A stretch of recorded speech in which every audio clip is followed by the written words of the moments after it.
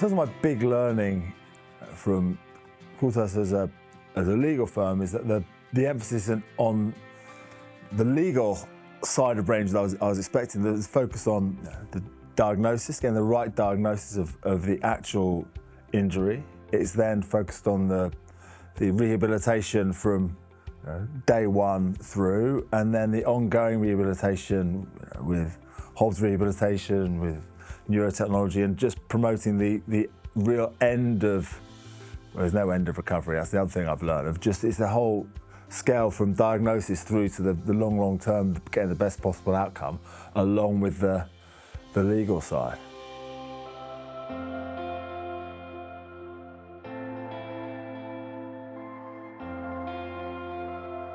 The biggest take I've got today is that, and we've heard from Coulthurst from the legal side, we've heard from the diagnosis side and innovation, we've heard from the mother of Callum, who had such horrendous injuries and has made an amazing recovery.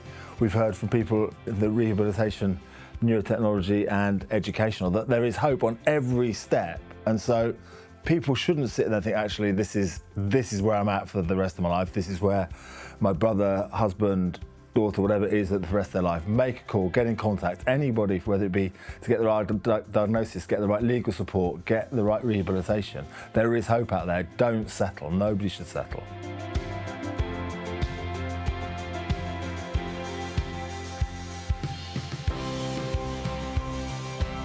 In my own personal journey, the biggest step was made really by luck, in that I had an epileptic seizure, and I happened to go to a hospital where the neurologist, the endocrinologist and the psychiatrist all worked in around one waiting room, and they spoke to each other. So suddenly I had joined up care that wasn't there before, and that's what's offered with Coulthurst. And the day that you talk to them, if they agree to work together, that they pay for your rehabilitation.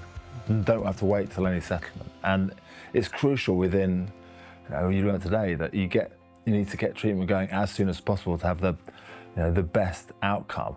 And for us, when it was a big decision to take legal action, and then you engage, and then nothing really happened. The case was settled 2.5 years later, and we didn't know what the right therapy to get was. Did we have the money for it? Is there other challenge on your balance? So if we'd had the ability to be put in touch with the best people to work with the type of injury I had, and not to have to wait until some resolution, who knows where your recovery would be? Who knows what other different situations would be in the family after that, and different pressures. So I think that, and also being in communication with, whether it be clinicians, rehab, or your people who are working on your legal case, is that months ago past and we hadn't heard from a lawyer.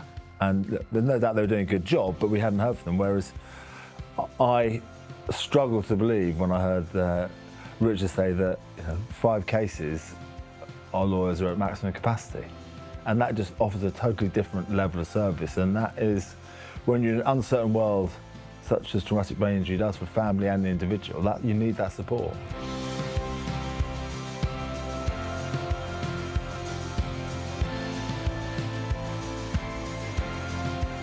Take ownership and really own your recovery, or own your loved one or your friend or your brother, whatever's hooked you into this. You can own that recovery and take control of it and make a first step, because I guarantee from my experience that where you are, or where someone you care about is now, they can improve, but that does need help. So get the help. It's a real sign of strength to actually say, actually, I do need some help. There's not a weakness in asking for help. It's a real strength, and don't be afraid to ask for help, and don't settle.